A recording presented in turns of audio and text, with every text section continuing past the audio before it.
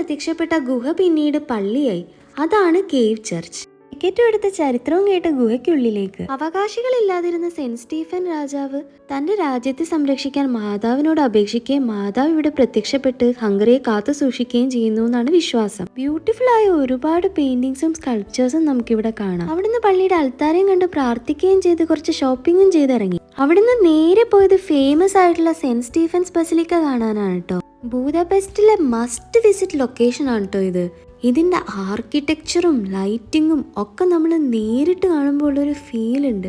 അത് നമുക്ക് പറഞ്ഞറിയിക്കാൻ പറ്റാത്തൊരു ഫീലാണ്. ഒരു പ്രത്യേക വൈബ് തന്നെയാണ്. ഇതിൻ്റെ റൂഫ് ടോപ്പ് വ്യൂവും കിടിലനാണ് കേട്ടോ. ഓരോ സൈഡിൽ നിന്ന് നോക്കുമ്പോൾ ഓരോ അട്രാക്ഷൻസാണ് കാണുന്നത്. ഇപ്പം നമുക്ക് ബൂദാപെസ്റ്റ് ആയി കാണാം. കുറച്ചുകൂടെ തിരിഞ്ഞു നോക്കുവാണെങ്കിൽ ഈ ബസിലിക്കയുടെ ടോപ്പും പിന്നെ ഓപ്പോസിറ്റ് സൈഡിൽ ഈ സിറ്റി ഫുള്ളും നമുക്ക് കാണാൻ പറ്റും. ഇന്നേക്ക് അത്രേ ഉള്ളൂ. ദുവിസേനിയ.